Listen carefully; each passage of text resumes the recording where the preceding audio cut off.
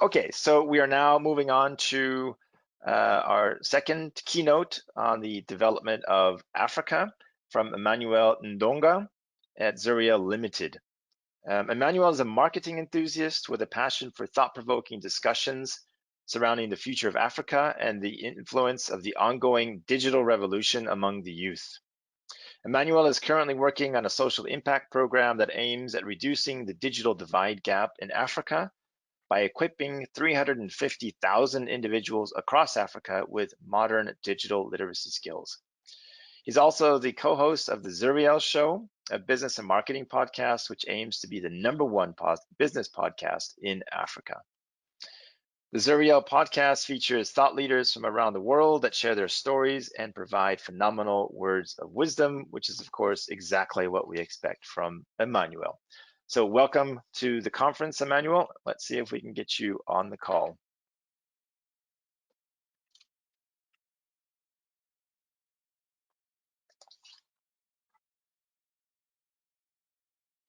Hi, can you hear me from We can from hear my you, end? absolutely. I can hear you Excellent. well. Can't see you at the moment, however.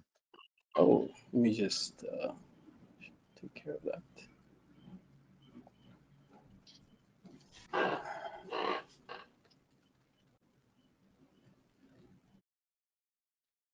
I now see the fact that you were sharing your screen. All right. And I see myself. Okay. Apologies for that. Quick technical difficulties. No problem. If you How like, about we my can end? start. Yeah, we can How hear about you you? quite well. Excellent, excellent. On my Yeah, end, I so didn't really have much of a presentation. I enjoy just to have a discussion either with my guests sure. or my listeners. Yeah, so yeah. Let's do So if that. Okay, so Emmanuel calling from Kenya. So you've listed several interesting topic areas that I think we could touch on today. So first, could you say something about the future of Africa and the influence of the ongoing digital revolution that's going on there? Excellent, excellent. Yeah, so first and foremost, I'd like to thank the event organizers for such a phenomenal event, honestly. And most importantly, a very timely one with a lot of great speakers, thought-provoking discussions have been going on. I really enjoyed the gender-neutral discussion yesterday from Marita and the team. Yeah, so otherwise, my name is Emmanuel Ndonga. I am born and raised in Nairobi, Kenya, and yeah, everything about me speaks Africa and my love for Africa. Now, is Africa a continent? You know, you ask this question outside the African borders, and the responses you get will leave you mesmerized. You know, I've had the pleasure of humble opportunity of traveling to the different countries within the borders of Africa, from the north to the south to the east and the west, and it's very clear to me that Africa is unique, and equally so, it has unique problems. Now, when it comes to the digital divide and the digital revolution that's going on, that's how you can say one of the very many problems that we're now starting to come to a realization that we did not actually have things under control. A country like Kenya, for example, just speaking on the digital revolution, as we speak at the moment, we have 80% of students not accessing online education at the moment. You know, it almost leaves a question as to what kind of a world are we preparing our youth as a whole to live in and thrive in as they go on and take on jobs in the future.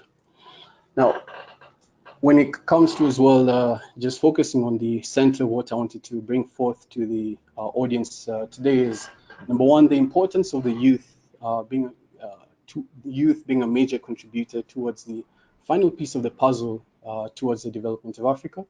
And secondly, the importance of having successful homegrown African innovation and startups that will as well, in my opinion, based off research and just my own 2 cents, will be the final piece of the puzzle towards the development of Africa. Okay, yeah. Good. Could you say something about the digital literacy skills and how you are actually promoting training in those? Yes, so at the moment, what we're working on is the Zuriel Academy, my team and I. We're a group of fellow young people who just noticed that one thing in Africa as a whole is we have this gap at the moment.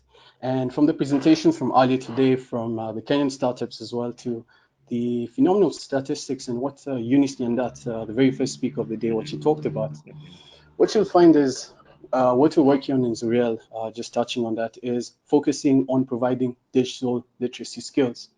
And we plan on doing that by providing an online, through online education. It's meant to be access free online, in which we're teaching such skills as e-commerce, web development, app development, just basic skills that will ensure that the youth are actually resourceful and useful and valuable in a society in today that in which the education that's being passed on to the students in not just universities, but as they climb on through their career paths, is not that applicable or relevant today. And if I could just give a quick example, Please do. you have everything that's happening around the world at the moment. And I like how you touched on as to how nobody, as we're seeing at the moment, nobody truly is in control. Some industries have experienced great, how you can say, have benefited through this pandemic.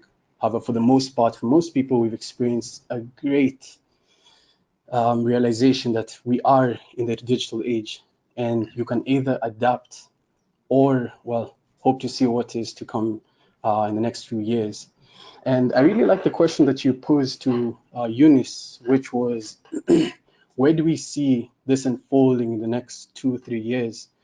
And contrary to probably what we're actually seeing at the moment, which is this huge gap in what's known as a digital divide. Contrary to that, I believe there'll be a lot of radical innovations that will take place during this pandemic. A lot of solutions and ideas will emerge because right now, from as present day, Kenya has one of the fastest growing, is one of the fastest growing nations when it comes to innovations and solutions. We have the youth who are graduating and going to jobs. You have recruiters. I'm fortunate to have a number of individuals who actually talk to, who are hiring recruiters and recruiting managers. And the key problem they point out is the youth, young people in applying for jobs, they're not able to actually even reach the interview stage because of, due to lack of a better term, their insufficient curriculum vitae. Just something so fundamental as that, that wouldn't give someone opportunity to do something that they're passionate about, something that they've been envisioning ever since they started the education, since primary and onwards. Yeah. Okay, that reminds me of one of the startups, I believe it was yesterday, that talked about upskilling and offering digital badges so that you can put together a solid CV, depending on the skill set that you're looking for. You've mentioned the impressive number of 350 individuals that you've helped us. How did you actually reach them if the problem is rather 80% are not online? So were these all online trainings that you've done, or have you also done some offline training sessions? Okay, right. So I'd just like to make a slight correction there. We've not yet, our goal is, because it's a project we just started. Yes, okay. It's a goal. Okay, sorry, yeah. No, but I can equally answer it because I feel like it's very relevant at the same time. Yeah, so our goal is to equip 350,000 students. Our focus is the youth, that is, equipping them with digital literacy skills. Now, the number one challenge, of course, will be the number of people who do not actually have access to basic things such as a laptop, and being in a conference such as this, which from where I'm from in Kenya as a whole and Africa as a whole, is it's something humbling to do out of the very many people who don't have these different resources. However, coming back to the question, when it comes to solving and ensuring that 350,000 people are equipped, our goal is to start with schools, high schools, and universities. At the moment, what is happening is a lot of schools in Kenya are now waking up and realizing the importance of this thing, digital, and being online. And it's saddening to say that the reality of, if I may just touch on this, the reality of the development of Africa as a whole, it lies on.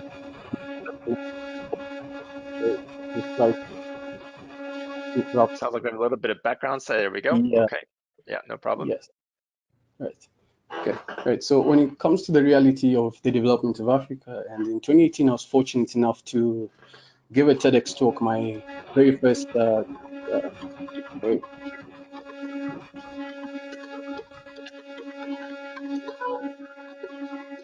quite disturbing. Yeah, one of the joys of the Okay, online live okay, it's sessions, a exactly. As you know, as a podcaster, is possible yeah, okay, yeah, no, possible I'll just technical yeah, interruptions. no problem. I'll just go through it, no problem. Mhm. Yeah, so yeah, back to the whole idea about the reality of the development. Is what I mean when it, right, okay. Sorry, it's a That's slight that, that's distraction. whatever that did was much better. Can hear you a lot better now. Okay, right. So the reality Hmm. is when I first did my very first TEDx talk in 20, I'd be honest to admit that I was extremely nervous and extremely Hmm. excited at the same time because I was amongst a group of individuals who I considered higher level thinkers, people who were very in Kenya were very were thought leaders in that particular field. Now, the main thing I discussed during the TEDx to we must first develop our minds and in face value, of course, that's solution. Okay, But Manuel, then, sorry, I'm gonna have to stop there just a second. I okay, think we okay, heard about developing minds, and then unfortunately the background sound was a bit too okay, strong to hear the rest of that sentence. okay. No problem. I can start it all again. All right. Now, when it comes to the reality of the development of Africa, one thing that stood firm to me or stood out to me when I gave my very first TEDx talk back in 2018 was there were a lot of ideas and innovations discussed within that particular forum. And it was clear to me, there's a very clear fact that in every 10 startups, about 80 to 90% are not able to make it past the second year. And in face value, you'd almost think, well, why don't we just focus on helping this individuals who are in this 80 to 90% actually mold them and take care of them to ensure that this number actually increases. Now, however, when we come to talking about the development of Africa, we all know the common misconceptions such as poor leadership, mismanagement of funds within government systems all across Africa, lack of support towards the youth when it comes to the ideas and innovations, and all these different things are true without a doubt. However, I concluded the TED talk by actually mentioning that the reason why Africa is not developing is you, as I pointed to the audience, who majority of the people are innovators, entrepreneurs, and like. It's interesting that we all know that Africa needs to be developed, and we've discussed about this thing over and over, and we've reached a point where we're at this stage called what I call the New Year's Eve trap. And the New Year's Eve trap is simply you and I both know someone who has New Year's resolutions. So you have, or your partner, or your colleague, or your family members made a form of New Year's resolutions list. Now, what's interesting about this, according to a study, about 60% of people worldwide make this New Year's resolutions every single year in, year out. But what happens after 3 months? We've missed one, two, three sessions. After 6 months, we've given up for most of us, and after 9 months, we're embarrassed to even talk about or even raise that discussion. Now, why I'm bringing this up is because majority of people know that we need to be better as Africans. We know that we're supposed to be better. We know we're supposed to be at greater heights. But the problem is none of us are actually able to put the blame on ourselves for not being where we're supposed to be. It's so easy for us to blame our governments. It's so easy for us Hmm. to blame political leaders who are supposed to put us in positions where we're supposed to, be thriving and succeeding. And believe me, I've talked to and worked with certain entrepreneurs who it's just unfair. They have the right ideas. They have of course, there's certain areas which they obviously are not fluid with, which obviously need tweaking, working, but they have so much potential, but they have little to show due to the lack of support. Now, the point I was driving home was African innovations and solutions see these problems, and they're the ones who are able to actually provide solutions to these very same problems. Eunice Nyandat is an individual I've known this past year. She's actually been a fellow guest at the Zuriel podcast. Hmm. And it's very clear to me that such solutions are what these nations need. We don't need to start, it's what I'm about to say will sound very harsh, but I don't Unfortunately, exactly that point, you got knocked out. So Right, we heard the right. last part about what you're about to say is very harsh.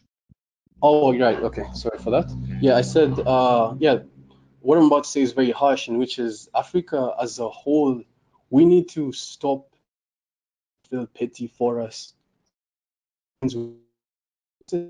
Certain areas such as innovations and African innovations and startups that need funding. And of course, the West have been doing such a phenomenal job. Of course, in some areas and doing better than others, but at the end of the Mhm. day, we need to stop the whole notion of the point I'm making is pointing fingers that the West isn't doing enough for us or our governments aren't doing enough for us is the number one reason why we'll never be able to develop. Internal growth from within is what we need as a society to understand is the starting point of the development of Africa as a whole. And Okay. currently, from where I'm sitting, I'm just 20 years old. I gave Mhm. my very first TED talk just when I was graduating high school. At the time, I was just doing simple e-commerce projects, and that's when it truly became clear to me that yes, as much as this problem is bigger than us, it's quite complex. The development of an entire Mhm. continent and why it's not doing well. But the reality is the project I'm working on, the project Eunice is working on, the project that several entrepreneurs have been pitching are working on are what are going to take this nation, this continent, sorry for that, to the next level.